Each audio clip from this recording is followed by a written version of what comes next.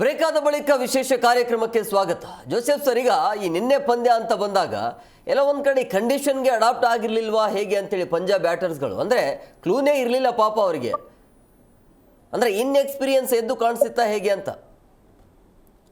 ಅಲ್ಲ ಈ ಕ್ರಿಕೆಟ್ ಒಳಗೆ ಎಕ್ಸ್ಪೀರಿಯನ್ಸ್ ಬರಲ್ಲ, ಕ್ಲೂನೆಸ್ ಇರಲಿಲ್ಲ, ಅವ್ರ ಅಪ್ರೋಚ್ ರಾಂಗ್ ಆಗಿತ್ತು. ಬಂದಿದ್ ಕೂಡಲೇ ಎಲ್ಲ ಡಿಮಿಲ್ ಹೊಡಿಯಕ್ ಆಗೋದಿಲ್ಲ. ಬಾಲ್ ನೋಡ್ಬೇಕಾಯ್ತು, ಕಂಡೀಷನ್ಸ್ ಅವ್ರು ಆಡಿರೋ ವಿಕೆಟ್ಸ್ ಮುಂಚೆನು. ಸೊ ಆದ್ರೆ ಏನಂದ್ರೆ ಅಪ್ರೋಚ್ ಸರಿ ಇರ್ಲಿಲ್ಲ. ಈ should have had a proper approach. ಸ್ವಲ್ಪ ಈ ವಿಕೆಟ್ಸ್ ಬಿದ್ದಾಗ ಅಟ್ಲೀಸ್ಟ್ ರೀಕನ್ಸ್ಟ್ರಕ್ಟ್ ಮಾಡ್ಬೇಕು ಇನ್ನಿಂಗ್ಸ್. ಬಟ್ ಯಾಕೋ ಅದು ಅಪ್ರೋಚೇ ಬೇರೆ ತರ ಇತ್ತು. ಬಟ್ ಅದೇ ತರ ನಮ್ಮ RCB ಅವರು ಪ್ರೆಷರ್ ಬಿಲ್ಡ್ ಮಾಡ್ತಾರೆ. ವಿಕೆಟ್ಸ್ ಬಂದಿದ್ ಕೂಡಲೇ ಒಂದೇ ರಿದಮ್ ಒಳಗೆ ಇದ್ ಮಾಡ್ಕೊಂಡು ಹೋದ್ರು. ಸೊ ಅವ್ರಿಗೆ ಉಸಿರಾಡಕ್ಕೆ ಟೈಮ್ ಬಿಡ್ಲಿಲ್ಲ, ರಿಕವರಿಗೂ ಟೈಮ್ ಬಿಡ್ಲಿಲ್ಲ ಅಂತ ಹೇಳ್ಬೇಕು. ಬಟ್ ಓವರ್ ಆಲ್ ಏನಂದ್ರೆ ಡಿಸಪಾಯಿಂಟಿಂಗ್ ಫಾರ್ ಪಂಜಾಬ್. ಬಟ್ ಏನಂದ್ರೆ ನಾವ್ ಜ್ಞಾಪಕ ಇಟ್ಕೋಬಹುದು, ಅವ್ರು ತಿರ್ಗಾ ಅವರು ಇದ್ರ ಕ್ವಾಲಿಫೈರ್ 2 ಒಳಗೆ ಗೆದ್ಕೊಂಡು they can still be in the final. So ಅದನ್ನ ಜ್ಞಾಪಕ ಇಟ್ಕೋಬೇಕು. ಒಂದ್ ಬ್ಯಾಡ್ ಗೇಮ್ ಆಗತ್ತೆ, ಎಲ್ಲೋ ಒಂದ್ ಕಡೆ 2 ಗುಡ್ ಟೀಮ್ಸ್ ಪ್ಲೇಯಿಂಗ್ ಅಂದ್ರೆ ಒಂದ್ ಟೀಮ್ ಸೋಲ್ಲೇಬೇಕು, ಒಂದ್ ಟೀಮ್ ಗೆಲ್ಲೇಬೇಕು. ಆ ತರ ಸಿಚುವೇಶನ್ ಒಳಗೆ ಅದು ಆಗಿದೆ, ಎಡ್ವರ್ಟ್ ಆಗಿದೆ. ಬಟ್ ನಾವ್ ಜ್ಞಾಪಕ ಇಟ್ಕೋಬಹುದು, we cannot right dum out. ಯಾಕಂದ್ರೆ ನೆಕ್ಸ್ಟ್ ಇದ್ರ ಗೆದ್ದು ತಿರ್ಗಾ ಫೈನಲ್ ಬರ್ಬೋದು. That could be A good contest. So ಎಲ್ಲ ಒಂದ್ ಮ್ಯಾಚ್ ಆಗಿದೆ. ಸೊ ಅದನ್ನ ನಾವು ಅವ್ರು ಹೋಗಿ ರಿಫ್ಲೆಕ್ಟ್ ಮಾಡ್ತಾರೆ ಈಗ, ಹೇಗೆ ಹೌ ವಿ ಫೇಲ್ಡ್, ಏನ್ ಮಾಡ್ಬೇಕಾಯ್ತು, ಹೇಗೆ ವಿ ಡಿಡ್ಂಟ್ ರೆಸ್ಪಾಂಡ್ ಅಂದ್ಬಿಟ್ಟು ಅದೆಲ್ಲ ಯೋಚಿಸ್ತಾರೆ. ಸೊ ಅವ್ರಿಗೂ ಆಪರ್ಚುನಿಟಿ ಇದೆಯಲ್ಲ, ಟಾಪ್ 2 ಟೀಮ್ಸ್ ಇನ್ನೊಂದ್ ಚಾನ್ಸ್ ಸಿಕ್ಕತ್ತೆ ಅಂದ್ಬಿಟ್ಟು. Of course the winner goes straight to the final. Qualifier 1 ಒಳಗೆ ಯಾರು ಸೋಲ್ತಾರೋ ಅವ್ರಿಗೆ ಇನ್ನೊಂದು ಆಪರ್ಚುನಿಟಿ ಇದೆ. ಸೊ ಅದನ್ನ ನೋಡೋಣ. Because Punjab is also not going to be easy. ಅವರು ಗೆದ್ಕೊಂಡ್ ಬರ್ತಾರೆ. ಅವ್ರ ಅಕಸ್ಮಾತ್ ಕ್ವಾಲಿಫೈರ್ 2 ಬಂದ್ರೆ ಫೈನಲ್ ಬಂದೇ ಬರ್ತಾರೆ. ಸೊ ಸಿಚುವೇಶನ್ ಪಂಜಾಬ್ ಕೆಟ್ಟದಾಗಿ ಆಡಿದ್ರು ಅಂತಾನ ಅಥವಾ RCB ಬೌಲಿಂಗ್ ಚೆನ್ನಾಗಿ ಮಾಡಿದ್ರು ಅಂತಾನ? ಅಲ್ಲ, ಅದನ್ನೇ ಹೇಳಿದ್ದು, ಪ್ರೆಷರ್ ಬಿಲ್ಡ್ ಮಾಡಿದ್ರು RCB. ಅವ್ರ ವಿಕೆಟ್ ಬಿದ್ದಿದ್ ಕೂಡಲೇ we put the pressure. Wickets ತೆಗಿತಾನೆ ಇದ್ರು, ಫೀಲ್ಡಿಂಗ್ ಸಪೋರ್ಟ್ ಇತ್ತು. ಸೊ ಆತರ ಇದ್ದಾಗ ಆ ಟೀಮು ರಿಕವರಿಗೂ ನಾವು ಚಾನ್ಸ್ ಕೊಡ್ಲಿಲ್ಲ. ಸೊ ಅದಾಗಿರೋದು ಈಗ ಏನಂದ್ರೆ we played extremely good cricket. ಒಂದೇನಂದ್ರೆ ಅವ್ರನ್ನ 101ಕ್ಕೆ ಎತ್ಬಿಟ್ಟು ಆ ಟಾರ್ಗೆಟ್ ನ ನಾವು 10 ಓವರ್ ಹೊಡಿತೀವಲ್ಲ, ಅದ್ ತೋರಿಸ್ತದ ಕಾನ್ಫಿಡೆನ್ಸ್ ಲೆವೆಲ್ಸ್. ಏನೇ ಬಂದ್ರು ವಿ ಆರ್ ರೆಡಿ ಅಂದ್ಬಿಟ್ಟು ಆಟಿಟ್ಯೂಡ್ ತೋರಿಸ್ಕೊಂಡು we are not worried about. ಯಾಕಂದ್ರೆ ಒಂದ್ ಜ್ಞಾಪಕ ಇಟ್ಬೇಕು, ಕ್ರಿಕೆಟ್ ಒಳಗೆ ಈ ಸ್ಮಾಲ್ ಸ್ಕೋರ್ಸ್ ಇದೆಯಲ್ಲ, ಯಾವತ್ತು ಅದು ಒಂದ್ ಸ್ವಲ್ಪ ಪ್ರಾಬ್ಲಮ್ ಆಗಿ ಸ್ಪೆಷಲ್ ಆಗಿ ಅಯ್ಯೋ 100 ತಾನೆ ಹಿಂಗ್ ಹೊಡ್ಸ್ಬಿಡ್ತೀವಿ ಅಂತ ಹೋದ್ರೆ ಕೆಲವು ಟೈಮ್ ಪ್ರಾಬ್ಲಮ್ಸ್ ಆಗತ್ತೆ, ಎಡ್ವರ್ಟ್ ಆಗತ್ತೆ. ಬಟ್ ಇದ್ರೊಳಗೆ ಇವ್ರು ತೋರ್ಸಿದ್ದೇನಂದ್ರೆ ವಾಟ್ ಮೇ ನಾವು ಆಡ್ ತೋರಿಸ್ತೀವಿ ಅಂದ್ಬಿಟ್ಟು ಭಯಂಕರವಾಗಿ aggressive cricket and classic cricket ಅಂತ ಹೇಳ್ಬೋದು T20 ಫಾರ್ಮ್ಯಾಟ್. ಪ್ರೇಮ್ ಸರ್, ಈಗ ಔಟ್ ಅವೇ ಗೇಮನ್ನು ಗೆದ್ದಿರೋದು 8ಕ್ಕೆ 8 ಗೆದ್ದಿದ್ದಾರೆ. ಅಂದರೆ ಈ RCB ಟೀಮನ್ನು ನೋಡ್ತಾ ಇದ್ರೆ, ಈಗ ಅಹಮದಾಬಾದ್ RCB ಹೋಮ್ ಗ್ರೌಂಡ್, ಅದು ಹಂಗೆ ನೋಡ್ತಾ ಹೋದರೆ ಸೊ ಹಂಗೆ ಒಳ್ಳೆ ಅವಕಾಶ ಇದೆಯಲ್ಲ ಚಾಂಪಿಯನ್ ಆಗೋದಕ್ಕೆ. 100% ಎಲ್ಲ ಅವಕಾಶ ಇದೆ. ಅದೇ ಹೇಳಿದ್ವಲ್ಲ, ಯಾಕಂದರೆ ಪಂಜಾಬ್ ಕೂಡ ನಾವೇನು ಸೋತ್ ಬಿಟ್ಟಿದೆ, ಒಂದಿನ ಬ್ಯಾಡ್ ಡೇ ಇದೆ ಅಂದ ಕಾರಣಕ್ಕೆ ಡಮ್ಮಿ ಟೀಮ್ ಅಂತ ಹೇಳೋಕ್ಕಾಗಲ್ಲ. ಯಾಕಂದರೆ ಪಟ್ಟಿಲಿ ಟಾಪರ್ ಅವರು ಅಂಕಪಟ್ಟಿಯಲ್ಲಿ. ಇನ್ನೊಂದು ಕಡೆಗೆ ಅವರು ಮಿಸ್ಟೇಕ್ ನಿನ್ನೆ ಏನು ಮಾಡಿ ಹೇಳಿದಾರೆ ಅಂದರೆ, ಹೋದ್ ಸರ್ ಹೇಳಿದಂಗೆ ಅವ್ರು ಎಲ್ಲೂ ಕೂಡ ರೀಬೌನ್ಸ್ ಆಗಲಿಕ್ಕೆ, ಒಂದಿಷ್ಟು ಒಳ್ಳೆ ಇನ್ನಿಂಗ್ಸ್ ಕಟ್ಟಲಿಕ್ಕೆ ಅವಕಾಶನೇ ಮಾಡಿಕೊಡ್ಲಿಲ್ಲ. SRH ಟೀಮು ಭದ್ರವಾಗಿದ್ರು ಕೂಡ ಇದೇ ತಪ್ಪು ಮಾಡಿದವರು. ಬಂದವರೆಲ್ಲರೂ ಕೂಡ ಬಿಗ್ ಹಿಟ್ಟೇ ಮಾಡಿಬಿಡೋಣ, ಅದು ಈ ವಿಕೆಟ್ ಹೋಗಿದೆಯೋ ಅಂತ ಗೊತ್ತಿಲ್ಲ, ಅಥವಾ ಸಿಚುಯೇಷನ್ ಏನಿದೆ ಅಂತ ಗೊತ್ತಿಲ್ಲ. ನೋಡಿ, ಮೊನ್ನೆ ಕಳೆದ ಮ್ಯಾಚಲ್ಲಿ, ನಿನ್ನೆ ಮ್ಯಾಚ್ ಬಿಟ್ಟರೆ ಅದು ಹಿಂದಿನ ಮ್ಯಾಚಲ್ಲಿ ಮಯಾಂಕ್ ಅಗರ್ವಾಲ್ ಬ್ಯಾಟ್ ಬೀಸಿದ್ರಲ್ವಾ, ನಮ್ಗೆ ಎಷ್ಟು ಅಂತ ಹೇಳಿದ್ರೆ ಅಲ್ಲಿ ಸಿಂಗಲ್ಸ್ ಮಾತ್ರ ಮಾಡ್ಬೇಕು. ಕೊಹ್ಲಿ ಜೊತೆ ಇದ್ದಾಗ ಒಳ್ಳೆ ಪಾರ್ಟ್ನರ್ಶಿಪ್ ಮಾಡಿದ್ರು. ಆಫ್ ಸೈಡ್ ವಿಭಾಗದಲ್ಲಿ ಕವರ್, ಒಳ್ಳೆ ಬೌಂಡ್ರಿಗಳನ್ನು ಬ್ಯಾಕ್ ಟು ಬ್ಯಾಕ್ 4 ಬೌಂಡ್ರಿಗಳನ್ನು ಅದ್ಭುತವಾಗಿ ಬರ್ಸಿದ್ರು. ಅದಾದ್ಮೇಲೆ ಜಿತೇಶ್ ಬ್ಯಾಟ್ ವರ್ಕ್ ಆಗ್ತಿದೆ ಅಂದಾಗ ಸ್ಕ್ರೀಸ್ ರೊಟೇಟ್ ಮಾಡಿದ್ರು, ಸ್ಟ್ರೈಕ್ ರೇಟ್ನ ಜಿತೇಶ್ಗೆ ಜಾಸ್ತಿ ಕೊಟ್ರು. ಆ ಥರ ನಿನ್ನೆ ಒಂದು ಸ್ವಲ್ಪ, ಯಾಕಂತ ಹೇಳಿದ್ರೆ ನಾಯಕ ಆಲ್ರೆಡಿ 500+ ರನ್ ಹೊಡೆದಿದ್ರು, ಶ್ರೇಯಸ್ ಅಯ್ಯರ್ ನಿನ್ನೆ ಸ್ವಲ್ಪ ಕಚ್ಕೊಬೇಕಿತ್ತು. ಅವರು ಒಂದು ಸ್ವಲ್ಪ ಎಚ್ಚೆತ್ಕೊಂಡಿದ್ರೆ ನೆಕ್ಸ್ಟ್ ಬರೋ ಆಟಗಾರ ಜೊತೆಗೆ ಒಂದು ಒಳ್ಳೆ ಇನ್ನಿಂಗ್ಸ್ ಕಟ್ಟಿದ್ರೆ, ಯಾಕಂದ್ರೆ 15 ಓವರ್ ಆದ್ಮೇಲೆ ತಂಡಕ್ಕೆ ಸ್ಕೋರ್ ಆಟೋಮೆಟಿಕ್ಲಿ ಬರುತ್ತೆ. 15 ಓವರ್ವರೆಗೂ ಅಟ್ಲೀಸ್ಟ್ ಬ್ಯಾಲೆನ್ಸ್ ಮಾಡ್ಕೊಂಡು ಹೋಗಿದ್ರು ಅವರು. ತಂಡದ ಸ್ಕೋರ್ ಒಂದಿಷ್ಟು ಸ್ಪರ್ಧಾತ್ಮಕ ನೇಮಕ ಮೊತ್ತ ಇರ್ತಾ ಇತ್ತು, ಎಲ್ಲೋ ಹೇಳಿ ಅವರು ಯಾವುದೇ ಕಾರಣಕ್ಕೂ ಫಾಲೋ ಮಾಡಿದ್ರು ಬೆಂಚಿಗೆ. ಆಮೇಲೆ ಇವ್ರು ಹಾಕೋ ಒತ್ತಡಕ್ಕೆ ಅವ್ರೇನೋ ಫ್ರಸ್ಟ್ರೇಷನ್ಗೆ ಒಳಗಾದ್ರು ಏನೋ ಗೊತ್ತಿಲ್ಲ, ಅವ್ರು ಯಾವ ಐಡಿಯಾನು ಕೂಡ ಅಲ್ಲಿ ಇನ್ವಾಲ್ವ್ ಮಾಡ್ಕೊಳ್ಳಿಲ್ಲ ನೋಡಿ. ಯಾಕಂದ್ರೆ 2010ರಲ್ಲಿ ಡೆಕ್ಕನ್ ಚಾರ್ಜರ್ಸ್ ಕೂಡ 82 ರನ್ನಿಗೆ ಆಲ್ ಔಟ್ ಆಗಿತ್ತು. ಅದಾದ್ಮೇಲೆ 111 ಇದೇ ಕೂಡ ಅತಿ ಕಡಿಮೆ ಮೊತ್ತ. ಹಾಗಾಗಿ ಅದು RCBನೇ, ಇಲ್ಲೂ ಕೂಡ RCBನೇ ನಿನ್ನೆ ಇದ್ದಿದ್ದು. 2 ಪಂದ್ಯಗಳಲ್ಲೂ RCBನೇ ಕೆಲಸ ಮಾಡಿರೋದು. ಹಾಗಾಗಿ ನಾವು ಕೂಡ ಅಷ್ಟೇ, ಒಂದು ವೇಳೆ GT ಬಂದರೆ ಅಲ್ಲಿ ಬಟ್ಲರ್ ಇಲ್ಲ ಮತ್ತು ಒಂದಿಷ್ಟು ಪ್ಲೇಯರ್ಗಳು ಕೊರತೆ ಇದೆ, ಆ ಕಾರಣಕ್ಕೆ ಫಿನಿಷರ್ ಅಲ್ಲಿ ಕೂಡ ತೆವಾಟಿಯಾ ಸರಿಯಾಗಿ ಆಡ್ತಾ ಇಲ್ಲ, ರಶೀದ್ ಖಾನ್ ಆಡ್ತಾ ಇಲ್ಲ, ಈ ಮೈನಸ್ ಹುಡುಕ್ಬೋದು. ಅದೇ ಮುಂಬೈ ಬಂದ್ರೆ ಕಷ್ಟ ಆಗ್ಬಿಡತ್ತೆ. ಹಾಗಾಗಿ ನಾವು ಇದೇ ಫಾರ್ಮ್ನ ಮೇಂಟೈನ್ ಮಾಡಲೇಬೇಕಾಗತ್ತೆ. ನೀವು ಹೇಳ್ದಂಗೆ ಬೇರೆ ವರ್ಷ ಒಂದಿಷ್ಟು KGF ಸ್ಟಾರ್ ಅಂತ ಒಂದು 3-4 ಪ್ಲೇಯರ್ ಆಡೋರು, ಈ ಬಾರಿ different players player of the match ತೆಗೆದುಕೊಂಡಿದ್ದಾರೆ. ನಾವು ಹೊರಗಡೆಗೆ ಅತಿ ಹೆಚ್ಚು ಮ್ಯಾಚ್ ಗೆದ್ದಿದ್ದೀವಿ, ನಮ್ಮನೇಲಿ ಸ್ಟ್ರೆಂತ್ ಇಲ್ಲ, ನಾವು ಹೊರಗಡೆ ಇದ್ದೀವಿ ಅಂತ ಪ್ರೂವ್ ಮಾಡಿದ್ದೀವಿ. ಹಾಗಾಗಿ ಬೇರೆ ಬೇರೆ ಪ್ಲೇಯರ್ಗಳು ಆಡೋದ್ರಿಂದ ಯಾವತ್ತು ಏನು ಸಂದರ್ಭ ಬಂದರೂ ಒಬ್ಬ ಪ್ಲೇಯರ್ ಆಡ್ತಾರಪ್ಪ ಈಗ ಅಂತ. ಹಾಗಾಗಿ ಬೇರೆ ಬೇರೆ different player of the match ತೆಗೆದುಕೊಂಡಿದ್ದೆ. RCBಗೆ ಸ್ಟ್ರೆಂತು 8-9 ಜನ ಕೂಡ ಒಳ್ಳೆ ಪ್ಲೇಯರ್ಸ್ ಇದ್ದಾರೆ. ಬೌಲಿಂಗ್ ಬ್ಯಾಟಿಂಗ್ ಎಲ್ಲರಲ್ಲೂ ಕೂಡ ಕೊಡುಗೆ ಕೊಡ್ತಾರೆ. ಯಾಕಂದ್ರೆ 11 ಜನರ ಕಾಣಿಕೆ ಕೊಟ್ಟಾಗ ಮಾತ್ರ ನಾವು ಮುಂದೆ ಆ ಒಂದು ಎದುರಾಳಿ ತಂಡ ಮಣಿಸಕ್ಕೆ ಸಾಧ್ಯ. ನಿನ್ನೆ ಫೀಲ್ಡಿಂಗ್ ಮಿಸ್ ಮಾಡಲಿಲ್ಲ, ಬೌಲಿಂಗ್ ಮಿಸ್ ಮಾಡಲಿಲ್ಲ, ಬ್ಯಾಟಿಂಗ್ ಬಂದಾಗ ಕಡಿಮೆ ಮೊತ್ತ ನಾವು ಹೌದೌದು ಕಡಿಮೆ ಮೊತ್ತಕ್ಕೆ ಹೋದಾಗ ಕೂಡ ಡೇಂಜರಸ್ ಇರುತ್ತೆ ನೋಡಿ. ಒಂದಿಷ್ಟು ಬೌಲಿಂಗ್ ವರ್ಕೌಟ್ ಆಗ್ತಿದ್ದಂಗೆ ಸಾಲ್ಟ್ ಆ ಟೆಂಪೋನೇ ಚೇಂಜ್ ಮಾಡಿಬಿಟ್ರು ನಿನ್ನೆ. ಹಾಗಾಗಿ ಈ ತರ ಒಂದು ಸಂದರ್ಭಕ್ಕೆ ತಕ್ಕ ಹಾಗೆ ಸಿಚುವೇಶನ್ ನೋಡಿ ಬ್ಯಾಟ್ ಬೀಸಿದ್ರೆ ಮುಂದಿನ ಕೊನೆಯ ಹಂತವನ್ನ ಕ್ಲಿಯರ್ ಮಾಡಬಹುದು. ಇಲ್ಲ ಅಂತ ಹೇಳಿದ್ರೆ ಮುಂಬೈ ಅಂತ ಬಿಗ್ ಟೀಮ್ ಏನಾದ್ರು ಬಂದ್ರೆ ಕಷ್ಟ ಆಗತ್ತೆ, ಬೇಜವಾಬ್ದಾರಿತನ ಮೆರಿಬಾರ್ದು ಯಾವತ್ತು. ಈ ರೀತಿಯ ಧೈರ್ಯವನ್ನು ತೋರಿಸಬೇಕು ಅಂತ ಹೇಳ್ತಾ ಇದ್ರು. ಮುಖಂದ್ ಸರ್, ಈಗ ಪ್ರಮುಖವಾಗಿ ಫಿಲ್ ಸಾಲ್ಟ್ ವಿಚಾರ ಅಂತ ಬಂದಾಗ 23 ಬಾಲಿಗೆ ಹಾಫ್ ಸೆಂಚುರಿ ಬರುತ್ತೆ, ಅದು ಅತಿ ಹೈಯೆಸ್ಟ್ ಆಗುತ್ತೆ ಅವ್ರದ್ದು, ಅಂದ್ರೆ ಅತಿ ವೇಗವಾಗಿ ಹಾಫ್ ಸೆಂಚುರಿ. ಅದು IPL ಇತಿಹಾಸದಲ್ಲಿ ಅಂದ್ರೆ ಆ ಪಿಚ್ಚಲ್ಲಿ ಅಂದ್ರೆ ಹೆಂಗ್ ಆಡಿ ತೋರಿಸ್ಬೇಕು ಅಂತ ತೋರಿಸ್ಕೊಟ್ಟಿದ್ದು. ಇಟ್ಸ್ ಏನಂತೀವಿ ಕನ್ಸ್ಟ್ರಕ್ಟಿವ್ ಇನ್ನಿಂಗ್ಸ್ ಅಂತ ಹೇಳ್ತೀವಿ. ಯಾಕಂದರೆ ಅವರು ಇಡೀ ಸೀಸನಲ್ಲೇ ನಾವು ನೋಡಿದಾಗ ಫಸ್ಟ್ ಮ್ಯಾಚಿಂದ ನೋಡಿದಾಗ ವಿರಾಟ್ ಕೊಹ್ಲಿ ಡಾಮಿನೇಟ್ ಮಾಡ್ತಾಯಿದ್ರು ಈ ಅವರಿಬ್ಬರಲ್ಲಿ. ಸೊ ಫಿಲ್ ಸಾಲ್ಟು ಅವ್ರಿಗೆ ಸಾಥ್ ಕೊಡ್ತಾ ಇದ್ರು. ಅವರು ಏನಿತ್ತು ಸ್ವಲ್ಪ ಸ್ಪೀಡಾಗಿ ರನ್ ಮಾಡಬೇಕಾಯ್ತು, ಅದನ್ನು ಅಷ್ಟೇ ಮಾಡ್ತಾಯಿದ್ರು. ಇದ್ರ ಮಧ್ಯೆ ಸ್ವಲ್ಪ ಇಂಜೂರ್ಡ್ ಆಯಿತು, ಅದಕ್ಕೆ ಸ್ವಲ್ಪ ಹೊರಗಡೆ ಇದ್ದರು. ಅದಾದಮೇಲೆ ಕಮ್ ಬ್ಯಾಕ್ ಮಾಡಿದ್ದಾದ್ಮೇಲೆ ಅವ್ರ ಬ್ಯಾಟಿಂಗನ್ನು ನೋಡೋದಾದ್ರೆ ಕನ್ಸ್ಟ್ರಕ್ಟಿವನ್ನು ತಿಳ್ಕೊಂಡಿದ್ದಾರೆ. ಆ ಬ್ರೇಕಲ್ಲಿ ಅವ್ರು ಮಾಡ್ಕೊಂಡಿರೋದೆ ನಾವು ವಿನ್ನಿಂಗನ್ನು ಮ್ಯಾಚ್ ವಿನ್ನರ್ ಆಗೋದು ಹೇಗೆ ಅಂತ ಕಲ್ತ್ಕೊಂಡಿದ್ದಾರೆ. ಅದನ್ನು ನಿನ್ನೆ ಮ್ಯಾಚಲ್ಲಿ ಕರೆಕ್ಟಾಗಿ ತೋರಿಸ್ಕೊಟ್ಟಿದ್ದಾರೆ. ಹೌದು. ಸೊ ಆ ಕನ್ಸ್ಟ್ರಕ್ಟಿವ್ ಇನ್ನಿಂಗ್ಸ್ ಯಾವತ್ತು ಬರುತ್ತೆ, ಯಾವುದೇ ಒಬ್ಬ ಬ್ಯಾಟ್ಸ್ಮನ್ನು ಅವ್ನು ಸಕ್ಸೀಡ್ ಆಗ್ತಾನೆ. ನೀವು ಬೇಕಾದ್ರೆ ಇದರಲ್ಲೂ ನೋಡಿ, ನಿನ್ನೆ ಪಂಜಾಬ್ ಕಿಂಗ್ಸ್ ಇದರಲ್ಲಿ ಶ್ರೇಯಸ್ ಅಯ್ಯರ್ ಇದ್ದಾರಲ್ಲ, ಅವರ ಬ್ಯಾಟಿಂಗನ್ನು ಇಡೀ ಇನ್ನಿಂಗ್ಸಲ್ಲಿ ನೋಡಿ ಅವ್ರು ಯಾವತ್ತು ಕನ್ಸ್ಟ್ರಕ್ಟಿವ್ ಆಗೇ ಕಟ್ಟಕ್ಕೆ ಹೋಗ್ತಾರೆ. ಅವ್ರಿಗೆ ಗೊತ್ತು ನೀ ಹೆಚ್ಚು ಹೊಡಿತಾ ಏನೋ ರನ್ ಗಳಿಸ್ಬಿಡ್ಬೇಕು ಅಂತ ಹೋಗಲ್ಲ. ಆವಾಗ ಬ್ಯಾಟ್ಸ್ಮನ್ ಖಂಡಿತವಾಗೂ ಸಕ್ಸೆಡ್ ಇದು ಮಾಡ್ತಾರೆ. ಅದನ್ನು ಫಿಲ್ ಸಾಲ್ಟ್ ನೆನ್ನೆ ತೋರಿಸಿದ್ದು. ಇವಾಗ ನೆಕ್ಸ್ಟ್ ಫೈನಲ್ ಮ್ಯಾಚಲ್ಲೂ ಕೂಡ ಸಾಲ್ಟ್ ಹಾಗೇ ಆಡಬೇಕಾಗುತ್ತೆ. ವಿರಾಟ್ ಹೇಗಾದರೂ ಅವ್ರಿಗೆ ಗೊತ್ತಿದೆ, ವಿರಾಟ್ ಹೇಗಾದರೂ ಇದು ಮಾಡ್ಕೋತಾರೆ. ಬಟ್ ಕನ್ಸ್ಟ್ರಕ್ಟಿವ್ ಆಗಿ ಕಲ್ತ್ಕೊಂಡಿರೋ ಅದನ್ನೇ ತೋರಿಸಿದ್ರೆ ನಮಗೆ ಕಪ್ ಗೆಲ್ಲೋದಕ್ಕೆ ತುಂಬ ಈಸಿ ಆಗುತ್ತೆ. ಆ ಸ್ಥಾನದಲ್ಲಿ ಯಾರೇ ಇರಲಿ, ಆ್ಯಂಡ್ ಎಸ್ಪೆಷಲಿ ಪವರ್ ಪ್ಲೇ ಅಂತ ಹೇಳ್ತೀವಲ್ಲ, ಅದರಲ್ಲಿ ಹೇಗೆ ನಮ್ಮನ್ನು ನಾವು ತೊಡಗಿಸ್ಕೋತೀವೋ ಅದು ಲಾಂಗ್ ಇನ್ನಿಂಗ್ಸ್ಗೆ ಒಂದು ಭದ್ರ ಬುನಾದಿ ಹಾಕ್ದಂಗೆ ಒಬ್ಬ ಬ್ಯಾಟ್ಸ್ಮನ್ಗೆ. ಯಾಕಂದರೆ ಅಲ್ಲಿ ಒಂದು ಔಟ್ಸ್ ಫೀಲ್ಡಲ್ಲಿ ಒಬ್ಬ ಮಾತ್ರ ಇರ್ತಾನೆ, ಅಲ್ಲಿ ಯಾವಾಗ ಬೇಕಾದರೂ ಬೌಂಡ್ರಿಗಳನ್ನು ಮಾಡ್ಕೋಬೋದು, ರನ್ ಮಾಡ್ಕೋಬೋದು. ಬಟ್ ಹಾಗಾಗಿ ಆ ಪವರ್ ಪ್ಲೇಯಲ್ಲೇ ನಾವು ಒಂದು 10 ಬಾಲ್ ಇದು ಮಾಡ್ಕೊಂಬಿಟ್ರೆ ಲಾಂಗ್ ಇನ್ನಿಂಗ್ಸನ್ನು ಕಟ್ಟೋದಕ್ಕೆ ತುಂಬ ಈಸಿ ಆಗುತ್ತೆ. ಎಸ್ ಜೋಸೆಫ್ ಸರ್, ಈಗ ಈ 11 ಜನ ಆಟಗಾರರ ಪೈಕಿ 9 ಜನ ಮ್ಯಾನ್ ಆಫ್ ದಿ ಮ್ಯಾಚ್ ಅನ್ನು ಪಡೆದಿದ್ದಾರೆ. ಅಂದ್ರೆ ಆಲ್ಮೋಸ್ಟ್ ಆಲ್ ಮ್ಯಾಚ್ಗಳನ್ನ ಗೆದ್ದು ಕೊಟ್ಟಿದ್ದಾರೆ. ಅಂದ್ರೆ ಒಬ್ಬರ ಮೇಲೆ ಡಿಫೆಂಡ್ ಅಲ್ಲ, ಅಂದ್ರೆ ಇರುವಂತ ಎಲ್ಲ 11 ಆಟಗಾರರು ಕೂಡ ಈ ಪಂದ್ಯವನ್ನ ಗೆಲ್ಲಿಸಿ ಕೊಡ್ತಾರೆ ಅಂತ ಹೇಳಿ. ಅಂದ್ರೆ ಇದು ಎಷ್ಟು ಮಟ್ಟಿಗೆ RCBಗೆ ಪ್ಲಸ್ ಆಗುತ್ತೆ, RCB ಮ್ಯಾನೇಜ್ಮೆಂಟ್ ಯಾವ ರೀತಿಯಾಗಿ ಯೋಚನೆ ಮಾಡ್ತಿರುತ್ತೆ ಅಂತ. ಸೊ ನಾವ್ ಯಾವತ್ತೂ ಜ್ಞಾಪಕ ಇಟ್ಕೋಬೇಕು, cricket is a team game. So ನೀವು 1983 ವರ್ಲ್ಡ್ ಕಪ್ ನಾವು ಗೆದ್ದಾಗ ಎವ್ರಿಬಡಿ ಕಾಂಟ್ರಿಬ್ಯೂಟೆಡ್. ಅದರಿಂದನೇ ನಾವು ಗೆದ್ದಿದ್ದು, ಫಸ್ಟ್ ನಾವು ವರ್ಲ್ಡ್ ಕಪ್ ಗೆದ್ದಿದ್ದು ಎಲ್ರು ಕಾಂಟ್ರಿಬ್ಯೂಟ್ ಮಾಡಿ ಗೆದ್ದಿದ್ದು. ಇಲ್ಲಿ ಈಗ RCB ತೋರಿಸ್ತಿರೋದು ಎವ್ರಿಬಡಿ ಇಸ್ ಕಾಂಟ್ರಿಬ್ಯೂಟಿಂಗ್.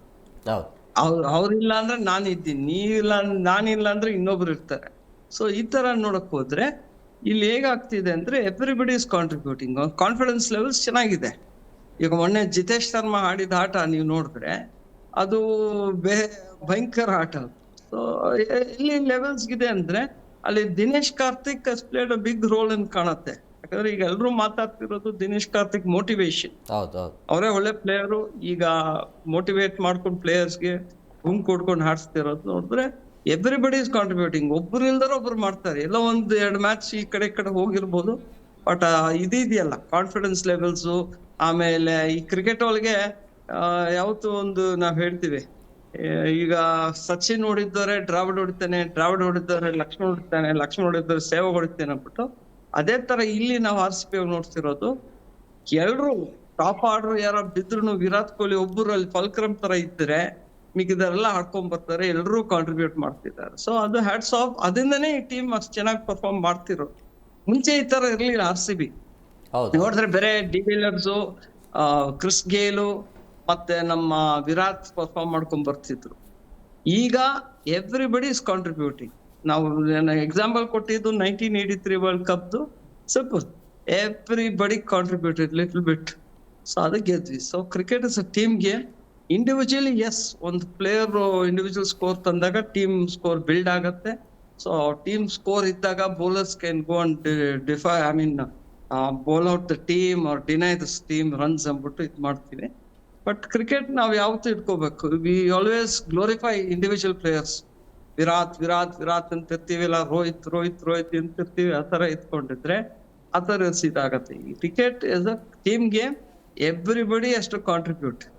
ಇಬ್ರು ಫೇಲ್ ಆದ್ರೂ ಇನ್ನೊಂದು ಇಬ್ರು ನಿಂತ್ಕೊಂಡ್ಬಿಟ್ಟು ನಾನು ಇದೀನಿ ಡೋಂಟ್ ವರಿ ಅಂತ ಆ ತರ ಸಿಚುವೇಶನ್ ಬಂದಾಗ you will definitely win. And today it is happening. RCB is doing very well ಅಂತ ಹೇಳ್ಬೇಕು. ಎಸ್ ಸರ್, ಹಾಗೆ ಸಂಪರ್ಕದಲ್ಲಿರಿ ಸರ್. ಬ್ರೇಕ್ನ ಸಮಯ ಆಗಿದೆ, ಬ್ರೇಕ್ ತಗೊಂಡು ಬಂದ್ಬಿಡ್ತೀನಿ. ಬ್ರೇಕ್ ಆದ ಬಳಿಕ ಫೈನಲ್ ಪಂದ್ಯದಲ್ಲಿ ಟೀಮ್ ಡೇವಿಡ್ ಅವರು ಇರ್ತಾರಾ ಇಲ್ಲ, ಅದರ ಜೊತೆಗೆ ಇವತ್ತು ಕೂಡ ಬಹಳ ಇಂಪಾರ್ಟೆಂಟ್ ಪಂದ್ಯ ಇದೆ.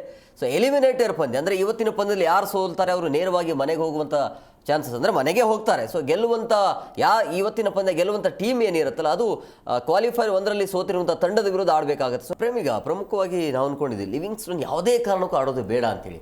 ಬಟ್ ಅವ್ರದ್ದು ಕೆಲಸ ಕಾರ್ಯ ಏನು ಇರಲಿಲ್ಲ, ಬಟ್ ಅಟ್ಲೀಸ್ಟ್ ಆ ಒಂದು ಧೈರ್ಯ ಅಂತೂ ಇತ್ತು, ಅಟ್ಲೀಸ್ಟ್ ಒಬ್ಬ ಬ್ಯಾಟರ್ ಇದ್ದಾರೆ ಅಂಥೇಳಿ. ಬಟ್ ಅಂದರೆ ಈ ಹಂತದಲ್ಲಿ ಅಂದರೆ ಈ ಫೈನಲ್ ಸ್ಟೇಜಲ್ಲಿ ಏನು ಚೇಂಜಸ್ ಮಾಡೋದು ಬೇಡ ಅಂತ ನಿರ್ಧಾರಕ್ಕೆ ಬಂದಿದ್ದಾರೆ ಅಂತ ಅನಿಸುತ್ತೆ. ಒಂದು ವೇಳೆ ಈಗ ಟೀಮ್ ಡೇವಿಡ್ ಇಲ್ಲ ಅಂತ ಹೇಳಿದ್ರು ಕೂಡ ಫೈನಲ್ ಪಂದ್ಯದಲ್ಲಿ ಅವರೇ ಇರ್ತಾರೆ ಅಂತ ಅನಿಸ್ತಾ ಇದೆ.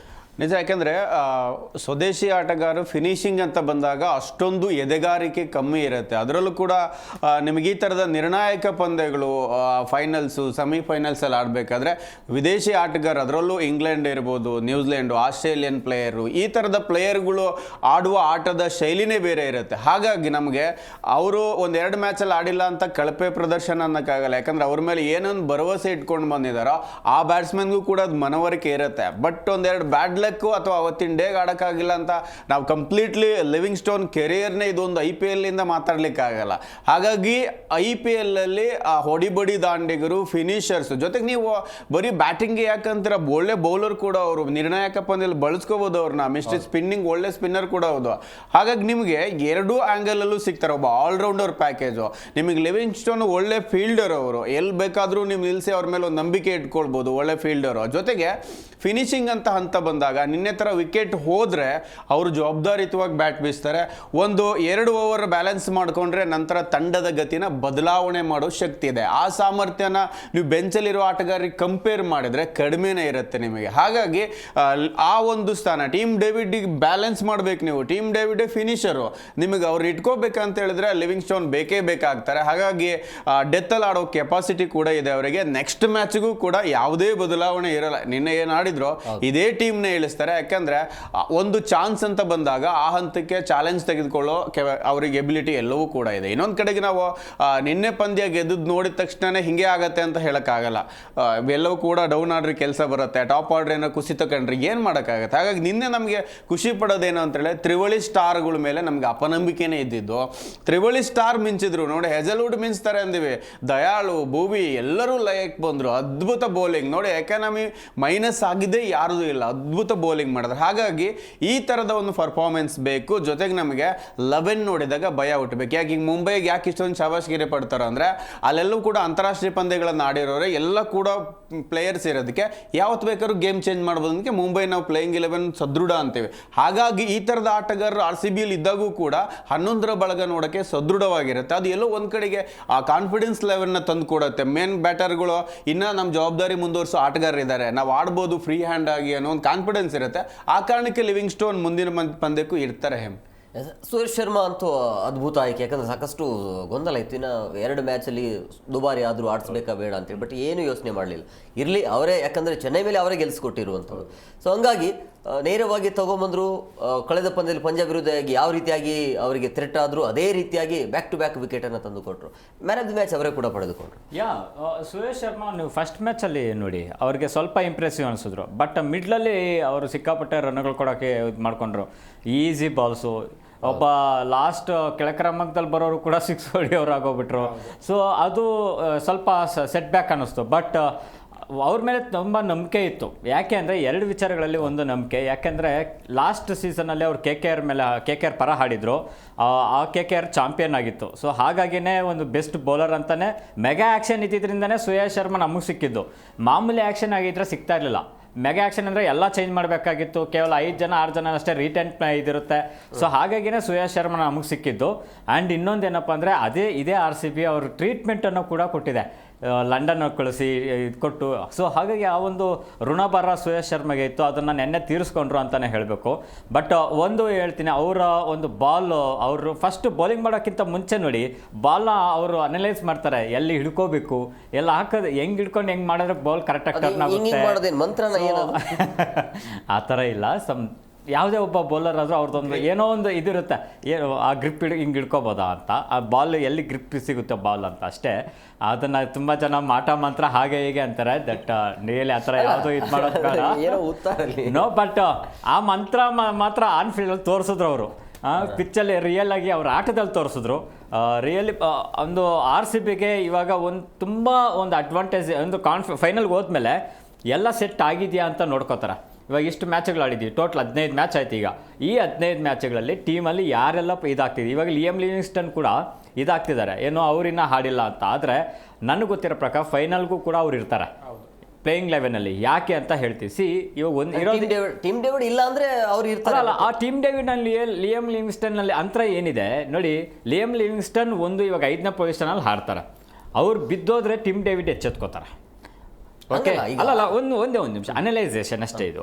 ಇವಾಗ ಲಿಯಮ್ ಲಿವಿಂಗ್ಸ್ಟನ್ನ ಬೇಕೇ ಬೇಕಾಗುತ್ತೆ ಆ ಒಂದು ಇದರಲ್ಲಿ. ಒಂದು ಮಿಡ್ ಓವರ್ಸಲ್ಲಿ ಇವಾಗ 11ನೇ ಓವರಿಂದ 15ನೇ ಓವರ್ ಇದೆಯಲ್ಲ, ಟಿಮ್ ಡೇವಿಡ್ ಬಂದು ನಿಮಗೆ ಬಿಗ್ ಇನ್ನಿಂಗ್ಸ್ ಕಟ್ಟಕ್ಕೆ ಸಾಧ್ಯನೇ ಇಲ್ಲ. ಅವ್ರು ಒಂದು ಮ್ಯಾಚ್ ಮಾತ್ರ ಇದು ಪಂಜಾಬ್ ಮೇಲೆ 97 ಹೋದಾಗ ಅವ್ರಿಗೆ ಟೈಮ್ ಸಿಕ್ಕಿತ್ತು, ಹಾಗಾಗಿ ಇದು ಮಾಡಿದ್ರೆ ಹೊರತು ಅವ್ರ ಬ್ಯಾಟಿಂಗ್ ಇದೆಷ್ಟು ಒಂದು 2-3 ಓವರ್ಸ್ ಅಷ್ಟೇ. ಅದರಲ್ಲಿ ಬಿಗ್ ಹಿಟ್ಸ್ ಬಂದರೆ ಸಾಕು ಅವರಿಂದ ನಾವು ಇನ್ನೇನು ಎಕ್ಸ್ಪೆಕ್ಟ್. ಬಟ್ ಲಿಯಮ್ ಲಿವಿಂಗ್ಸ್ಟನ್ನಿಂದ ನಾವು ಆಲ್ರೌಂಡ್ ಆಟ ಇದು ಎಕ್ಸ್ಪೆಕ್ಟ್ ಮಾಡ್ತಾ ಇರೋದು. ಬ್ಯಾಟಿಂಗ್ ಒಂದು ಬರ್ತಾ ಇಲ್ಲ ಅವರಿಂದ. ಬಟ್ ನನಗೆ ಗೊತ್ತಿರೋ ಪ್ರಕಾರ ಅವ್ರನ್ನ ಒಂದು ಎಕ್ಸ್ಪೆಕ್ಟರಿಗೆ ಒಂದು ಸರ್ಪ್ರೈಸ್ ಗಿಫ್ಟಾಗಿ ಫೈನಲಲ್ಲಿ ಇಟ್ಕೋಬೋದು. ಅವ್ರ ಪರ್ಫಾರ್ಮೆನ್ಸು ಫೈನಲಲ್ಲೂ ಇದಾಗ್ಬೋದು. ಹಾಗಾಗಿ ಇವಾಗ ಬೇರೆ ಆಪ್ಷನ್ಗಿಂತ ಲಿಯಮ್ ಲಿವಿಂಗ್ಸ್ಟನ್ಗೆ ಮತ್ತೊಂದು ಚಾನ್ಸ್ ಕೊಡ್ತಾರೆ. ಲಿಯಮ್ ಲಿವಿಂಗ್ಸ್ಟನ್ಗೂ ಒಂದು ಪ್ರೆಷರ್ ಇದ್ದೇ ಇರುತ್ತೆ. ಇವಾಗ ಬೆಂಗಳೂರಿಗೆ ಈ ಸೀಸನ್ ಫಸ್ಟ್ ಟೈಮ್ ಬಂದಿದ್ದಾರೆ. ಸೊ ನೆಕ್ಸ್ಟ್ ಸೀಸನ್ ಅವ್ರು ರಿಟರ್ನ್ ಮಾಡ್ಕೋಬೇಕು ಆದರೆ ಇರೋ ಒಂದೇ ಒಂದು ಅವಕಾಶ, ಅದ್ರಲ್ಲಿ ಆಡಲೇಬೇಕಾಗುತ್ತೆ. ಹಾಗಾಗಿ ಲಿವಿಂಗ್ಸ್ಟನ್ಗೆ ಈ ಅವಕಾಶ ಸಿಗುತ್ತೆ ಫೈನಲಲ್ಲಿ ಕೂಡ. ಮತ್ತೆ ಲಿವಿಂಗ್ಸ್ಟನ್ ಇದ್ರೆ ಟೀಮ್ ಡೇವಿಡ್ ಬೇಡವಾ? ಟೀಮ್ ಇಲ್ಲಿ ಒಂದು ಇದು ಮಾಡ್ಕೋಬಹುದು, ಆಪ್ಷನ್ ಇದೆ. ಶೆಪರ್ಡ್ ಬೇಕೇ ಬೇಕು. ಅವ್ರು ಆಡಲಿಲ್ಲ ಅಂದ್ರೂ ಅಟ್ಲೀಸ್ಟ್ ಮುಂದ್ಗಡೆ ಇರೋ ಬ್ಯಾಟರ್ಸ್ಗೆ ಧೈರ್ಯ ಇರುತ್ತೆ, ಬೌಲಿಂಗು ಇದು ಮಾಡ್ಕೋಬಹುದು. ನಾವು ಇಲ್ಲಿ ಆಪ್ಷನ್ಸ್ ಇದೆ. ಹೇಗೆ ಬೇಕಾದ್ರೂ ಇವಾಗ ಬೇಕಾದರೂ ಟಿಮ್ ಡೇವಿಡ್ನ ಬ್ಯಾಟಿಂಗ್ ಆಡಿಸ್ಬಿಟ್ಟು ಲಿವಿಂಗ್ಸ್ಟನ್ನ ಪಾರ್ಟ್ ಟೈಮ್ ಬೌಲರ್ ಮಾಡಿಸ್ಕೋಬೋದು, ಸಬ್ಸ್ಟಿಟ್ಯೂಟ್ ಮಾಡಿಸ್ಕೋಬೋದು. ಆಪ್ಷನ್ಸ್ ಇದೆ ನಮಗೆ. 12th ಮ್ಯಾನ್ನು ಕೂಡ ನಾವು ಯೂಸ್ ಮಾಡ್ಕೊಳ್ಳೋಂಥ ಆಪ್ಷನ್ಸ್ ಇದೆ. ಹಾಗಾಗಿ ಅಲ್ಲಿ ಟಿಮ್ ಡೇವಿಡ್ ಬೇಡ ಅಂತ ನಾವು ಹೇಳ್ತಿಲ್ಲ. Tim David performance, but Tim David ಪರಿಸ್ಥಿತಿ ಇವಾಗ ಹೇಗಿದೆ ಅಂತ ಯೋಚನೆ ಮಾಡಿ. ಫಸ್ಟು ಟಿಮ್ ಡೇವಿಡ್ ಸ್ವಲ್ಪ ಇಂಜೂರ್ಡ್ ಆಗಿದ್ದಾರೆ, ಹಾಗಾಗಿನೇ ಅವ್ರನ್ನ ಸ್ವಲ್ಪ ವಿಶ್ರಾಂತಿ ಕೊಡ್ತಿದ್ದಾರೆ. ಇನ್ನೊಂದು ಫೈನಲ್ಗೂ ಇಟ್ಕೋಬೋದು. ಸೊ ಇವೆಲ್ಲ ಒಳಗಡೆ ಡ್ರೆಸ್ಸಿಂಗ್ ರೂಮಲ್ಲಿ ನಡೀತಾ ಇರುತ್ತೆ. ಯಾಕಂದರೆ ಒಬ್ಬ ಕ್ಯಾಪ್ಟನ್ಗೆ ಪ್ಲೇಯಿಂಗ್ 11ನ ಫಿಕ್ಸ್ ರೆಡಿ ಮಾಡ್ಕೊಳೋದು ಅಷ್ಟು ಈಸಿ ಆಗೋಲ್ಲ. ಇವ್ನು ಕ್ಯಾಪ್ಟನ್, ಇವಾಗ ನಾನೇ ಒಬ್ಬ ಕ್ಯಾಪ್ಟನ್ ಆಗಿದ್ದರೆ ನೀವು ಕೇಳ್ಬೋದು ಲಿಯಮ್ ಲಿವಿಂಗ್ಸ್ಟನ್ನ ಇದು ಮಾಡ್ಕೊಳ್ಳಿ ಅದು ಇದು ಅಂದರೆ ನೀವು ಸುಮ್ಮನೆ ಇರಪ್ಪ ನಾನು ತಗೋತೀನಿ ಅಂತ ಹೇಳ್ಬಿಡ್ತಾರೆ. ಫೈನಲ್ ಡಿಸಿಷನ್ ಈಸ್ ಕ್ಯಾಪ್ಟನ್ದೇ ಆಗಿರುತ್ತೆ. ಸೊ ಹಾಗಾಗಿ ಟಿಮ್ ಡೇವಿಡ್ ಲಿಯಮ್ ಲಿವಿಂಗ್ಸ್ಟನ್ನ ನಾವು ಕಂಪೇರ್ ಮಾಡಿಕೊಂಡ್ರೆ ಇಬ್ಬರು ಬೆಸ್ಟ್ ಪ್ಲೇಯರ್ಸೇ, ವರ್ಲ್ಡ್ ಕ್ಲಾಸ್ ಪ್ಲೇಯರ್ಸೇ ನಾವು RCB ಚೂಸ್ ಮಾಡಿರೋದು. ನೆಕ್ಸ್ಟ್ ಇದರಲ್ಲಿ ಟಿಮ್ ಡೇವಿಡನ್ನು ನಾವು ಈ ಥರ ಪ್ಯಾರಲ್ ಮಾಡಿಕೊಂಡ್ರು. ಬೌಲಿಂಗ್ ಟೈಮಲ್ಲಿ ಲಿವಿಂಗ್ಸ್ಟನ್ನ ಬಳಸ್ಕೊಂಡು ಬ್ಯಾಟಿಂಗಲ್ಲಿ ಟಿಮ್ ಡೇವಿಡ್ ಇದು ಮಾಡ್ಕೋಬೋದು. ಎಕ್ಸ್ಟ್ರಾ ಬ್ಯಾಟ್ಸ್ಮನ್ ಸಿಕ್ದಂಗೆ ಆಗುತ್ತೆ. ಪ್ರೇಮಿಗ ಪ್ರಮುಖವಾಗಿ ಹ್ಯಾಸಲ್ವುಡ್ ವಿಚಾರ ಅಂತ ಬಂದಾಗ ಇಂಜುರಿಯಿಂದ ಮತ್ತೆ ಈ ರೀತಿಯ ಕಂಬ್ಯಾಕ್ ಮಾಡ್ತಾರೆ ಅಂತ ಯಾರು ಕೂಡ ನಿರೀಕ್ಷೆ ಮಾಡಲಿಲ್ಲ. 3 ವಿಕೆಟ್ ನಿನ್ನೆ ಮ್ಯಾಚಲ್ಲಿ. ಒಂದು ಹೇಮು, ಯಾಕಂದರೆ ಅವರು ವಾಲಂಟಿಯರ್ ಆಗಿ ಬಂದಿದ್ದಾರೆ. ನಾನು ಹೋದ್ಮೇಲೆ ಇಂಜುರಿ ಇದೆ, ಅವ್ರ ವೈಯಕ್ತಿಕ ಇನ್ನೇನೋ ಬೇರೆ ಏನು ಲೆಕ್ಕಾಚಾರ ಹಾಕಿ ಬರ್ದೇನೂ ಇರ್ಬೋದಾಗಿತ್ತು. ಇಂಜುರಿ ಕಾರಣ ಇದೆ, ಹಾಗಾಗಿ ನಾನು ರೆಸ್ಟ್ ಮಾಡ್ತಾ ಇದ್ದೀನಿ, ಬರೋಕ್ಕಾಗಲ್ಲ ಅಂದರು. ಅವರ ವೈಯಕ್ತಿಕ ಡಿಸಿಷನ್. ಆದರೆ RCBಯಲ್ಲಿ ಈ ಬಾರಿ ಆಡೋ ಆಟಗಾರ ನೋಡಿ ಹೇಮು, ಒಂದು ಫ್ಯಾನ್ಸ್ ಜೊತೆಗೆ ಮೋಲ್ಡ್ ಆಗಿದ್ದಾರೆ. ಫ್ಯಾನ್ಸ್ಗಳಿಗೆ ನಾವು ಈ ಬಾರಿ ಕಾಣಿಕೆಯನ್ನು ಕೊಡಲೇಬೇಕು ಅಂತ ವೈಯಕ್ತಿಕವಾಗಿ, ಅದು ಕೂಡ ಹೇಜಲ್ವುಡ್ ಬಂದಿರೋದು ಅದೇ ಕಾರಣಕ್ಕೆ. ಅವ್ರಿಗೇನೆ ಆಸೆ ಇದೆ, ಈ ಒಂದು ಚಾಂಪಿಯನ್ ಬಳಗದಲ್ಲಿ ನಾನಿರಬೇಕು, ನನ್ನಿಂದಾಗೂ ಕೊಡುಗೆಯನ್ನು ಕೊಡಬೇಕು. ನೋಡಿ, ಪ್ರತಿಯೊಬ್ಬರು RCB ಫ್ಯಾನ್ ನೀವು ಹೇಜಲ್ವುಡ್ ಹೆಸರು ಹೇಳ್ತಾನೆ ಇದ್ದೀರಾ, ಹೇಜಲ್ವುಡ್ ಕೂಡ ಮಾಹಿತಿ ಇರುತ್ತೆ, ಇಷ್ಟೊಂದು ನನ್ನನ್ನು ಎಕ್ಸ್ಪೆಕ್ಟ್ ಮಾಡ್ತಾರೆ ಅಂದ್ರೆ ಅಂಥ ಟೀಮಿಗೆ ಆಡಬೇಕು. ಯಾರಾದರೂ ಅಷ್ಟೇ, ಒಬ್ಬ ನಟ ಆದರೂ ಅಷ್ಟೇ, ಎಕ್ಸ್ಪೆಕ್ಟೇಷನ್ ಇದ್ದಾಗ, ಜನರು ತುಂಬ ಬೇಡಿಕೆ ಇದ್ದಾಗ ಜನರ ಮುಂದೆ ಬರಬೇಕು, ಅವನು ಪರ್ಫಾರ್ಮ್ ಮಾಡಬೇಕಾಗತ್ತೆ. ಅದೇ ರೀತಿ ಒಬ್ಬ ಪ್ಲೇಯರು ತನ್ನ ಸಾಮರ್ಥ್ಯವನ್ನು ಇಷ್ಟೊಂದು ಜನ ಎಕ್ಸ್ಪೆಕ್ಟ್ ಮಾಡ್ತಾರೆ ಅಂತ ಹೇಳಿದಾಗ ಅದು ಕೂಡ RCBಗೆ ಅಗತ್ಯ ಇದೆ ಅಂದಾಗ, ಒಂದೆರಡು ಮ್ಯಾಚ್ ಅವ್ರು ಇಲ್ದಾಗ ಬೌಲಿಂಗ್ ಮೇಲೆ ತುಂಬ ಪರಿಣಾಮ ಬೀರ್ತವೆ. ಅವಾಗಂತೂ ಪರ್ಸ್ನಲಿ ಎಲ್ಲರೂ ಕೂಡ ಹೇಜಲ್ವುಡ್ ಬೇಕು ಅಂತ ಇದ್ದಾರೆ. ಅದು ಯಾಕೆ ಅಂತ ಹೇಳಿದ್ರೆ, ಅಟ್ಲೀಸ್ಟ್ ಒಂದು ಎಂಡಿಂದ ರನ್ ಆದ್ರೂ ಕಂಟ್ರೋಲ್ ಆಗುತ್ತೆ, ಮತ್ತೊಂದು ಎಂಡಿಂದ ಡೆತ್ ಓವರಲ್ಲಿ ಸ್ಪೆಷಲಿಸ್ಟ್ ಅನ್ನೋರು ನಮಗೆ ಕಡಿಮೆನೆ. ನಾವು ಮಿಚೆಲ್ ಸ್ಟಾರ್ಕ್ನ ನೋಡಿದ್ದೀವಿ, ಎಂಥ ಬೌಲಿಂಗ್ ಮಾಡಿದ್ರು ಆ ಒಂದೆರಡು ಮ್ಯಾಚ್ಗಳಲ್ಲಿ 9 ರನ್ನಿಗೆ ಕಟ್ ಆಗ್ತಾರೆ. ಆ ಥರದ ಪರ್ಫಾರ್ಮೆನ್ಸ್ನ ನೀವು ಆಸ್ಟ್ರೇಲಿಯನ್ ಬೌಲರಲ್ಲೇ ನೋಡೋಕೆ ಸಾಧ್ಯ. ಹಾಗಾಗಿನೇ ಕರೆ ತಗೊಂಡ್ಬರ್ತಾರೆ. ಜೊತೆಗೆ ಡ್ರೆಸ್ಸಿಂಗ್ ರೂಮಲ್ಲಿ ಆ ಒಂದು ಬೌಲಿಂಗ್ ವಿಭಾಗವನ್ನು ಪ್ರತಿನಿಧಿಸೋರು ಸ್ಟಾರ್ ಪ್ಲೇಯರ್ ಇದ್ದಾಗ ಅವ್ರನ್ನ ಫಾಲೋ ಮಾಡ್ತಾರೆ. ಅವರ ಒಂದು ಫಾರ್ಮ್ ಕೂಡ ತುಂಬ ಇಂಪಾರ್ಟೆಂಟ್ ಆಗುತ್ತೆ. ಆ ನಿಟ್ಟಿನಲ್ಲಿ ಒಂದು ವೇಗದ ಬೌಲಿಂಗ್ ಸಾರಥ್ಯಕ್ಕೆ ಭುವಿ ಇದ್ದಾಗ ಒಂಚೂರು ಮಂಕಿತ್ತು, ಯಾಕಪ್ಪ ಅವ್ರು ಮೇಂಟೈನ್ ಮಾಡೋಕ್ಕೆ ಆಗ್ತಾ ಇರಲಿಲ್ಲ. ಮತ್ತೆ ಹೇಜಲ್ವುಡ್ ಕಮ್ಬ್ಯಾಕ್ ಮಾಡಿದ್ಮೇಲೆ ನೋಡಿ, ನಿನ್ನೆ ಒಂದು ಜೋಶ್ ಇದೆ ಅದರಲ್ಲಿ. ಆರಂಭಕ್ಕೆ ಅವರು ಒಂದು ದಯಾಳ್ ವಿಕೆಟ್ ಬಿದ್ದಿದ್ದೇ ಸ್ಟಾರ್ಟು, ತಮ್ಮ ಕೊಡುಗೆಯನ್ನು ಕೊಡ್ತಾ ಬಂದ್ರು. ಆಮೇಲೆ ಎಲ್ಲ ಅವ್ರನ್ನ ಫಾಲೋ ಮಾಡಿದ್ರು, ಪ್ರಮುಖ ಆಟಗಾರರ ಮೇಲೆ ದಾಳಿ ಮಾಡಿದ್ರು ನಿನ್ನೆ ಅವರು. ಸಣ್ಣ ಪುಟ್ಟ ವಿಕೆಟ್ ಕಡೆ ಗಮನನೇ ಕೊಡಲಿಲ್ಲ. ಮತ್ತೆ ನೋಡಿ, ಶಾರ್ಟಲ್ಲೇನೆ ಫಾರಿನ್ ಪ್ಲೇಯರ್ಗಳು ಬೌನ್ಸನ್ನು ನೀಟಾಗಿ ಸಿಕ್ಸ್ ಹೊಡಿತಾರೆ ಅಂತ ಗೊತ್ತಿದ್ದು ಅದರಲ್ಲೇ ಟ್ರಿಕ್ಕಿಯಾಗಿ ಇಂಗ್ಲೀಷ್ ವಿಕೆಟ್ ತಗೊಂಡ್ರು. ಹಾಗಾಗಿ ತುಂಬ ಟೆಕ್ನಿಕ್ ಇದೆ. ಜೊತೆಗೆ RCBಗೆ ಕಪ್ ಗೆದ್ಕೊಡ್ಬೇಕು ಅನ್ನೋದು ವೈಯಕ್ತಿಕವಾಗಿ ಬಯಕೆ ಇದ್ದಂಗೆ ಇದೆ. ಹಾಗಾಗಿನೇ ಅವರು ತಮ್ಮೆಲ್ಲ ಇಂಜುರಿಯನ್ನು ಕಮ್ಬ್ಯಾಕ್ ಮಾಡಿಕೊಂಡು ಒಳ್ಳೆ ಫಾರ್ಮ್ ಜೊತೆ ಬಂದಾರೆ. ನನಗನ್ಸುತ್ತೆ ಈ ಬೌಲಿಂಗ್ ಪಡೆಗೆ ಅವರೇ ಪ್ರಮುಖ ಅಸ್ತ್ರ. ಹಾಗಾಗಿ ಅವ್ರು ಇರಲೇಬೇಕು ಫೈನಲ್ ಮ್ಯಾಚ್ಗೂ. ಒಂದು ಕಾನ್ಫಿಡೆನ್ಸ್ ಲೆವೆಲ್ ಹೆಚ್ಚಿರುತ್ತೆ.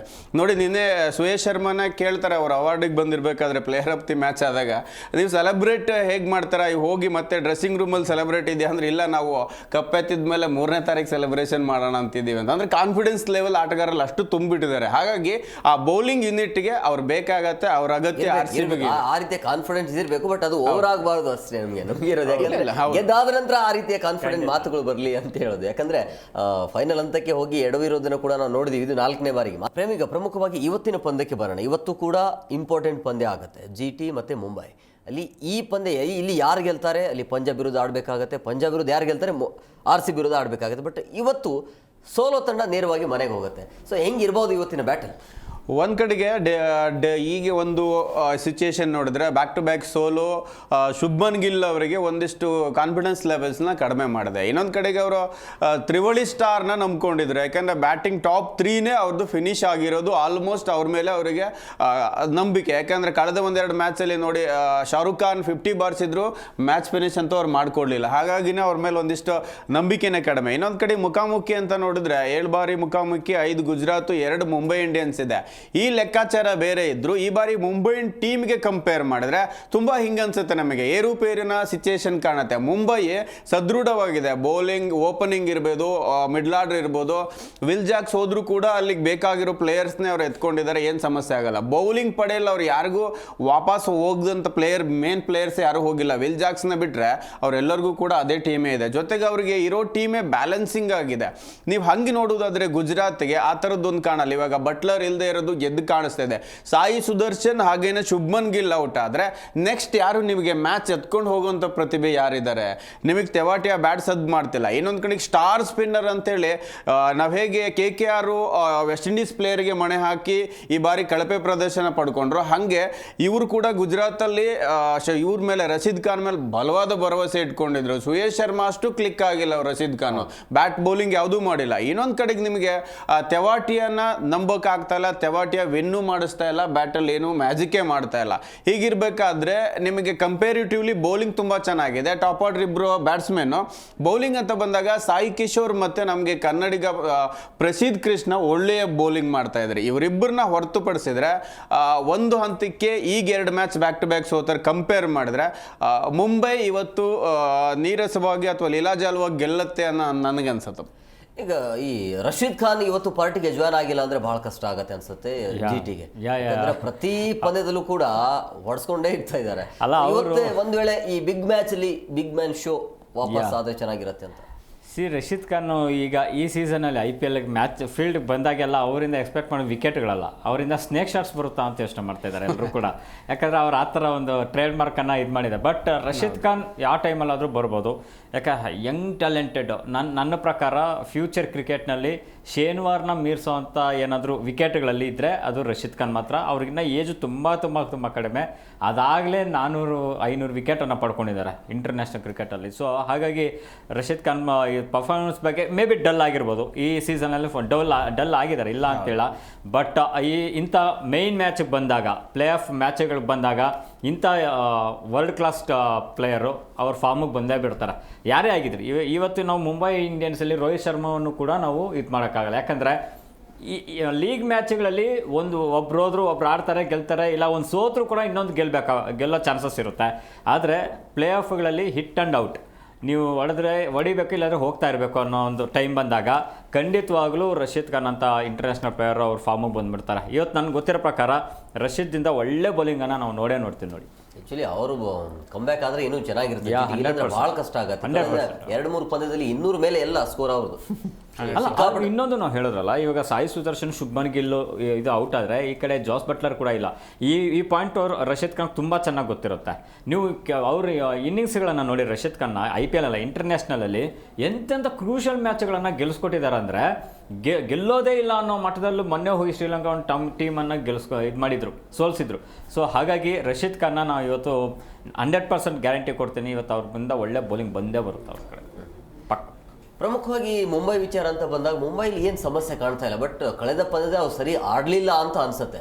ಬಟ್ ನಮ್ಮಂದಿರ್ ಬಿಟ್ರೆ ಉಳಿದೆಲ್ಲರೂ ಕೂಡ ಅಂತಾರಾಷ್ಟ್ರೀಯ ಪಂದ್ಯಗಳನ್ನ ಆಡಿದವರು, ಆ ಎಕ್ಸ್ಪೀರಿಯನ್ಸ್ ಇದೆ. ಬಟ್ GT ಆ ಎಕ್ಸ್ಪೀರಿಯನ್ಸ್ ಇಲ್ಲ. ಸೊ ಹಂಗಾಗಿ ಹೋಲಿಕೆ ಮಾಡಿದ್ರೆ ಮುಂಬೈನೇ ಸ್ಟ್ರಾಂಗ್ ಅಂತ ಅನ್ಸುತ್ತೆ ಇವತ್ತಿನ 100%. ಯಾಕೆಂದ್ರೆ ರೋಹಿತ್ ಶರ್ಮಾ ಬ್ಯಾಟು ಸದ್ದು ಮಾಡಿಲ್ಲ ಕಳೆದ ಮ್ಯಾಚಲ್ಲಿ ಅಂತೇಳಿ ರೋಹಿತ್ ಶರ್ಮಾ ಆಟನ ಯಾವತ್ತೂ ನಾವು ಅಲ್ಲಗಳಿಯಕ್ಕಾಗಲ್ಲ. ಯಾಕಂದ್ರೆ ಅವರೆಲ್ಲ ಗೇಮ್ ಚೇಂಜಿಂಗ್ ಪ್ಲೇಯರ್ಸ್. ಇನ್ನು ಓಪನಿಂಗ್ ವಿಭಾಗದಲ್ಲಿ ಇವ್ರಿಗೆ ಬ್ರೇಸ್ಟೋ ಬಂದಿದ್ದಾರೆ ಇವತ್ತು. ಜಾನಿ ಬ್ರೇಸ್ಟೋ ಕೂಡ ಬಿಗ್ ಹಿಟ್ಟರ್ ಮಾಡುವಂತ ಕೆಪಾಸಿಟಿ ಇರುವಂತ ಆಟಗಾರ. ನಾವು ಕೂಡ ನೋಡಿದ್ವಿ, ಪಂಜಾಬ್ ಅಲ್ಲಿ ಆಡಿದ್ದಾರೆ, SRH ಆಡಿದ್ದಾರೆ, ತುಂಬಾ ಡೇಂಜರಸ್ ಪ್ಲೇಯರ್. ಹಾಗಾಗಿ ಅವರಿಗೆ ಈಗ ಹೋಗಿರೋ ಆಟಗಾರರ ಬಗ್ಗೆ ಏನು ಗಮನ ಇರಲ್ಲ. ಇನ್ನೊಂದು ಕಡೆಗೆ ಅವರು ಅದ್ಭುತವಾದ ಓಪನಿಂಗ್ ಪೇರ್ ಏನಾದ್ರು ಕಚ್ಕೊಳ್ಳಿಲ್ಲ ಅಂತ ಹೇಳಿದ್ರೆ ಮಿಡ್ಲ್ ಆರ್ಡರ್ ನಿಮಗೆ ತಿಲಕ್ ವರ್ಮಾ, ಸೂರ್ಯಕುಮಾರ್ ಅಂತೂ ಇನ್ಫಾರ್ಮಲ್ ಇದ್ದಾರೆ. ಸೂರ್ಯಕುಮಾರ್, ಸಾಯಿ ಸುದರ್ಶನ್, ಕೊಹ್ಲಿ, ಈ ಬಾರಿ ಗಿಲ್ಲು ಹಾಗೇನೆ ಅದ್ಭುತವಾಗಿ ಆಡ್ಕೊಂಡ್ ಬಂದಿದ್ದಾರೆ. ಹೊಸ ಹುಡುಗರು ಬಿಟ್ಟರೆ ಸೀನಿಯರ್ಸ್ ಅಲ್ಲಿ ಇವರೆಲ್ಲರೂ ಕೂಡ ಒಳ್ಳೆ ನಂಬರ್ ಇಟ್ಕೊಂಡಿದ್ದಾರೆ. ಎಲ್ಲರೂ ಕೂಡ ಆರೆಂಜ್ ಕ್ಯಾಪ್ ಹಾಕೊಂಡಿರೋರೆ, ಸಾಯಿ ಸುದರ್ಶನ್. ಹೌದೌದು. ಹಾಗಾಗಿ ನಿಮಗೆ ಸೂರ್ಯಕುಮಾರ್ ಬ್ಯಾಟು ಎಲ್ಲಾಗೂ ಸದ್ದು ಮಾಡ್ತಾ ಇದೆ. ಅದನ್ನು ಹೊರತುಪಡಿಸಿದ್ರೆ ನಿಮಗೆ ಡೌನ್ ಆರ್ಡರ್ ಕೂಡ ಪಾಂಡ್ಯ ಇರೋದ್ರಿಂದ ನಮಗೆ ಒಂದೊಂದು ಹೆಸರುಗಳೇ ಸಾಕಲ್ಲಿ ಭಯ ಹುಟ್ಟಿಸುವಂತ ನೇಮ್ಗಳೇ ಇದಾವೆ. ಪಾಂಡ್ಯ ಮ್ಯಾಚಿನ ಗತಿಯನ್ನೇ ಬದಲಾಯಿಸ್ಬಿಡ್ತಾರೆ ಅಂತ. ಇನ್ನು ಸ್ಪಿನ್ನರ್ ಆಗಿ ಕರಣ್ ಶರ್ಮಾ ಇಂಪ್ಯಾಕ್ಟ್ ಆಗಿ ಬಳಸ್ಕೋತಾರೆ ಅವ್ರನ್ನ. ಸೊ ಯಾಕಂದ್ರೆ ರೋಹಿತ್ ಶರ್ಮಾನೇ ಕೂರಿಸ್ಬಿಟ್ಟು ಇಂಪ್ಯಾಕ್ಟ್ ಬಳಸ್ಕೋತಾರೆ.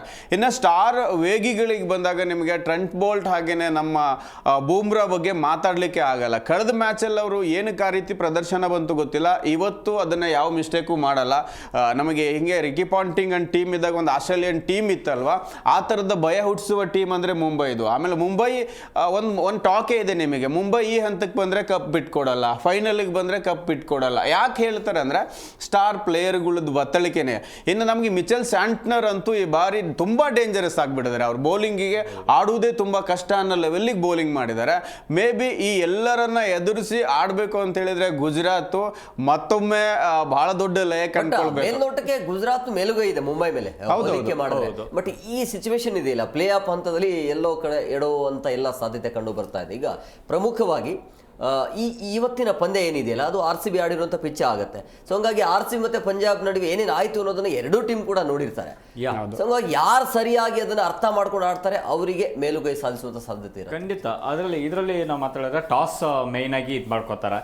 ಅದನ್ನ ಫಸ್ಟ್ ಪ್ರೇಯರ್ ಮಾಡ್ಕೊಂಡಿರ್ತಾರೆ. ಶುಭ್ಮನ್ ಗಿಲ್ ಟಾಸ್ ಗೆಲ್ಲಬೇಕು ಅಂತಾನೆ ಇದು ಮಾಡಿ. ಯಾಕಂದ್ರೆ ಚೇಸಿಂಗಿಗೆ ಈ ಪಿಚ್ಚು ಸಹ ನಿನ್ನೆ ಮ್ಯಾಚ್ ಅಲ್ಲ, ಇಡೀ ಸೀಸನ್ ಎಲ್ಲ ನೋಡಿದ್ರು ಇದರಲ್ಲಿ ಚೇಸಿಂಗ್ ಇದಾಗಿರ. ಸೊ ಹಾಗಾಗಿ ಇವತ್ತು ಯಾರೇ ಟಾಸ್ ಗೆದ್ರು ಫೀಲ್ಡಿಗೆ ತೊಗೊತಾರೆ. ಮುಂಬೈ ಅಂತೂ ತೊಗೊಂಡ್ರೆ ನೀವು ಒಂದು ತಿಳ್ಕೊಳ್ಳಿ, RCB ಮೇಲೆ ಹಾಡಿದಾಗೂ ಕೂಡ ಚೇಸಿಂಗ್ ಆಲ್ಮೋಸ್ಟ್ ಬಂದಿತ್ತು ಮುಂಬೈ ಟೀಮ್. ಸೊ ಹಾಗಾಗಿ ಆಲ್ಮೋಸ್ಟ್ ಇವರು ಮುಂಬೈ ಟಾಸ್ ಗೆದ್ರೆ ಫೀಲ್ಡಿಂಗ್ ಪಕ್ಕ 100% ಬರ್ಕೊಡ್ತೀನಿ, ಅವ್ರನ್ನ ಫೀಲ್ಡಿಂಗ್ಗೆ ತೊಗೋತಾರೆ. ಇವ್ರು ಶುಭ್ಮನ್ ಗಿಲ್ ಏನಾದರೂ ಟಾಸ್ ಗೆದ್ರು ಕೂಡ ಫೀಲ್ಡಿಂಗ್ ತೊಗೊತಾರೆ. ಬಟ್ ಚೇಸಿಂಗಿಗೆ ಮುಂಬೈ ಏನಾದರೂ ಬಂದರೆ ಗುಜರಾತ್ ಟೈಟನ್ಸ್ಗೆ ಹೆವಿ ಕಷ್ಟ ಆಗುತ್ತೆ. ಯಾಕಂದರೆ 220 230 ಬಂದರೂ ಕೂಡ ಅವರು ಹೊಡೆಯೋ ತಾಕತ್ತಿದೆ ಮುಂಬೈಗೆ.